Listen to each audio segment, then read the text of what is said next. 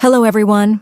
If you're thinking about pulling for Flynn's signature weapon today, you are probably about to make a massive mistake that'll cost you weeks of saved Primogems. We are officially deep into version 6.4, and the meta has shifted so much that the old rules for building Flins just don't apply anymore. Everyone is arguing about whether you actually need Ineffa to make him work, or if he's just going to get power creep the second we hit 7.0. So today we're going to settle the debate and figure out if he actually deserves your hard-earned pulls right now. But first, let's announce the winner of the previous video. The winner is Viwanabi. Congratulations. I hope the Welkin helps. Remember, there's a Welkin Moon giveaway in every video. To participate, you just need to leave a comment with your UID, server, and your LD shop ID. If you haven't registered on the site yet, you can do it using my link in the description to get your ID. As for our monthly giveaway, just a reminder that we are doing 2 packs of 3,280 Genesis. This monthly giveaway is specifically for those who register with my link and make any purchase. Even just a single Welkin Moon counts to get you in. It's also the perfect chance to use that double bonus reset if you haven't yet. The winners will be announced in the first few days of March. Want to get more out of your Genshin top-ups? You need to check out LD Shop. It's a platform developed by the LD Player Group where you can save up to 30% compared to in-game prices. It's 100% safe and reliable. All you need is your UID and server. No passwords required. Plus, if you register using my link, you'll get 2 exclusive coupons, 15% and 5% off. You can save up to $30. Check this out. The standard $100 pack is only $73 here, and you can even grab the Welkin for under $4. The double bonus reset works here too, so you'll get double crystals on your first top-up. And get this, if you spend over $80 in a month, you can claim a free Welkin Moon on their homepage. The process is instant. Pick your pack, enter your UID, and see the crystals hit your account in seconds. Stop overpaying for your pulls. Click the link in the description or pinned comment and start saving today. The biggest problem with Flins right now isn't his damage. It's the massive amount of misinformation floating around about what he actually costs to play. If you spend any time in the community, you've probably heard people screaming that Flins is unplayable or mid if you don't have Ineffa on your team. It's created this weird culture of fear where players feel like they have to pull for 2 5-stars just to make one of them work. This is a huge barrier for newer players or F2P veterans who just want a solid electro DPS without emptying their entire wallet. Then you have the lunar problem. The Abyss has been absolutely filled with lunar enemies for months now. While Flins is a king at shredding them, there's this lingering anxiety that the second we move into the next major patch cycle, his value is going to drop off a cliff. People are worried they're investing in a seasonal character who only looks good because the current buffs are hand-feeding him.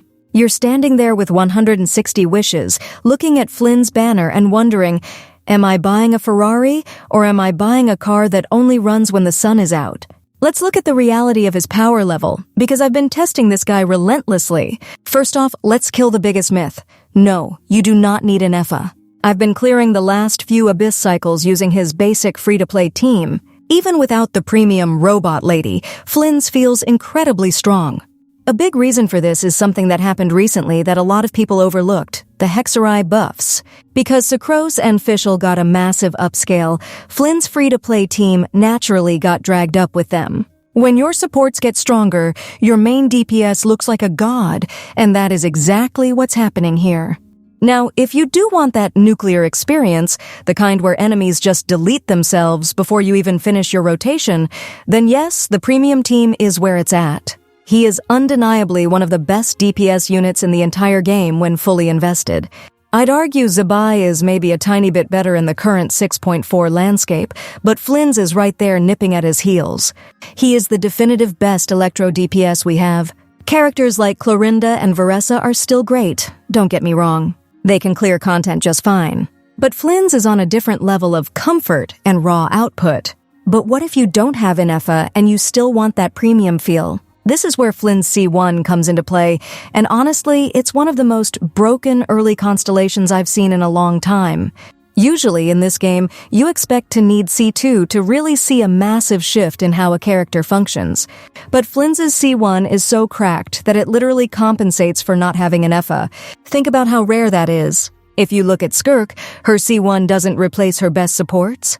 If you look at Nefer, her C1 doesn't make up for not having Lauma. But Flins? His C1 is a total game changer. It gives you a way to circumvent the need for a specific 5-star support, which is a huge win for players who maybe missed Ineffa's rerun or just don't like her playstyle.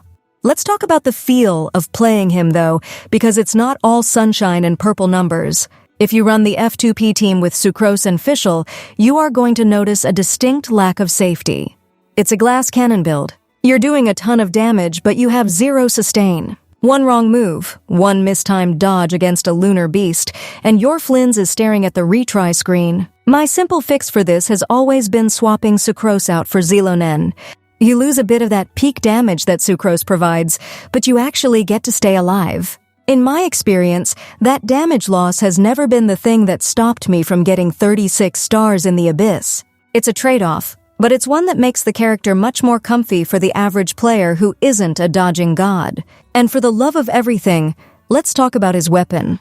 If you are sitting there with a Staff of the Scarlet Sands in your inventory, please stop reaching for your credit card. His signature weapon looks cool, sure, the drip factor is real, but from a pure numbers perspective, Staff of the Scarlet Sands is only about 2 to 3% worse. You are essentially paying hundreds of dollars for a 3% upgrade. Unless you just absolutely love the way his signature looks, stay away from that weapon banner and put those wishes toward his C1 instead. The C1 will do way more for your account than the weapon ever will. The real moment of truth for Flins comes down to how he stacks up against the other options in the 6.4 meta. If you're looking at characters like Nefer, I'm going to be blunt. Don't even bother. Nefer is the definition of a trap pull right now. If you don't have her perfect premium teammates, her power level basically doesn't exist. Flins is the opposite. He's a high-performance machine that can still run on regular fuel if he has to. The reason he's such a safe pick right now is that we are likely not getting another Electro DPS for a very long time. This game doesn't release them often. If you miss out on Flins now, you're looking at probably a year of waiting before someone else comes along to challenge him. And even then, Flins has a specific gimmick with Electrocharged that makes him unique. Even if a stronger Electro unit comes out in 7.x, they'll probably do something different, like Overload or some new reaction, which means Flins will still be the king of his specific niche. Investing in him now is leveraging his maximum value. We have plenty of lunar enemies left to fight before the 6x cycle ends. He is the answer to the current problem the developers have set for us. When you see him absolutely shredding through those lunar shields that other characters struggle with, you realize he isn't just a good unit. He's the right unit for the era we're in. At the end of the day, Flins is a character that rewards you no matter how much you decide to put into him. If you're a beginner with nothing on your account, he's a fantastic first pull because you can build a top-tier team using just 4 stars. If you're a veteran looking to min-max, his constellations and his synergy with units like Columbina give you a ceiling that is honestly scary. Yes, he wants Ineffa, but he doesn't need her. Yes, his F2P team is a bit squishy, but that's an easy fix with a healer. The pros heavily outweigh the cons here.